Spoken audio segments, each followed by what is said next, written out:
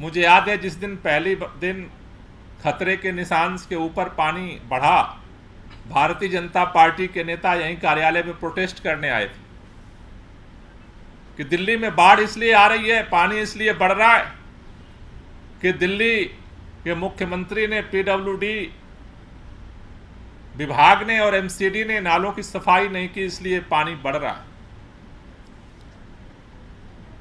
बोले केजरीवाल की सरकार पूरी तरह से फेल हुई है। उसके बाद अगले दिन बारिश बंद हो गई दिल्ली में, और उस दिन के बाद से 9 जुलाई के बाद से 10, 11, 12, 13, 14 और आज 15 हो गया, अभी दिल्ली के अंदर बारिश नहीं हुई। तो हर आदमी के एक ही दिमाग में एक ही प्रश्न था कि आखिर दिल्ली में बारिश हो नहीं रही है तो ये यमुना का पानी बढ़ क्यों रहा है, और बढ़ नहीं रहा है। 1978 में जब बाढ़ आई थी दिल्ली के अंदर, उस समय जो पानी के स्तर का रिकॉर्ड था वो 207.49 था। बिना बारिश हुए दिल्ली में, और पानी का रिकॉर्ड अब तक के सारे पैरामीटर्स को, उसके रिकॉर्ड को तोड़ करके 208.66 पहुंच गया। हम सब लोग राहत कार्य में लगे थे, सुबह शाम दिन रात। कहां टॉयलेट नहीं है, कहां पानी नहीं है, कहां बेड नहीं है, कहां कैंप नहीं है, 24 घंटे लगे थे। लेकिन मन में अंदर अंदर ये बात उठ रही थी कि आखिर ये जो इतना पानी दिल्ली के अंदर आज तक कभी नहीं आया, यमुना में इतना पानी क्यों आया अगर दिल्ली के अंदर बारिश बंद है तो? क्योंकि नाले के जो पानी थे वो तो यमुना में चले गए और उसके बाद बारिश बंद हो गई। ये सच जान करके रोआ कंपकपा उठता है कि भारतीय जनता पार्टी और उसकी सरकारें मिल करके दिल्ली को डुबोने का षड्यंत्र कर रही थी, जब दिल्ली की सरकार राहत कार्य में लगी हुई थी। जिस तरह से सच सामने आया है, वीडियो आपने देखा है, दिल्ली के लोगों को डुबोने का षड्यंत्र, इतने निचले स्तर तक राजनीति कभी नहीं गई। आप राजनीतिक प्रतिद्वंदिता में इस तरह का षड्यंत्र करेंगे कि देश की राजधानी को डुबोने की जिद तक आ जाएंगे। आज ये सारा सच सबके सामने आ चुका है, और जब से ये सच आया है तब से लगातार भारतीय जनता पार्टी के लोग झूठ बोलने की कोशिश कर रहे हैं। जो सच सामने आया है,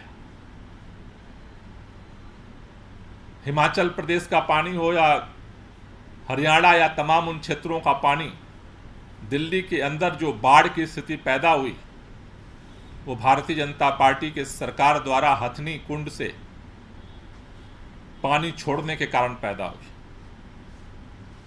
और यह षड्यंत्र के तहत किया गया। हथनी कुंड में पानी छोड़ने के लिए 3 रास्ते हैं।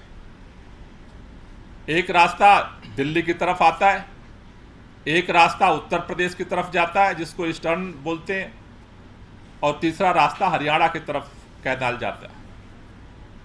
यह आश्चर्यजनक है कि जब दिल्ली के लोग बार बार गुहार लगा रहे थे, दिल्ली के मुख्यमंत्री अरविंद केजरीवाल जी ने केंद्र सरकार को लिखित में अपील की कि हथनी कुंड से जो पानी आ रहा है उसकी मात्रा कम किया जाए, वरना दिल्ली के अंदर बाढ़ की स्थिति पैदा हो सकती है। उसके बावजूद उत्तर प्रदेश में ये कैनाल में पानी छोड़ने का ऑप्शन था, लेकिन एक बूंद पानी नहीं छोड़ा गया। हरियाणा के अंदर कैनाल में पानी छोड़ने का ऑप्शन था, उसमें एक बूंद पानी नहीं छोड़ा गया, और सारा का सारा पानी दिल्ली की तरफ सारे गेट खोल करके छोड़ दिया गया।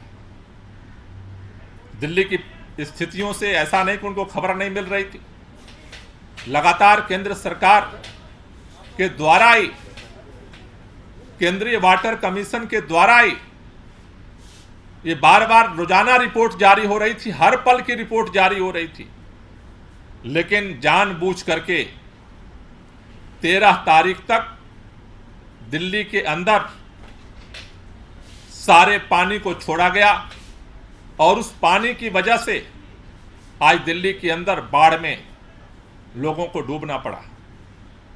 अगर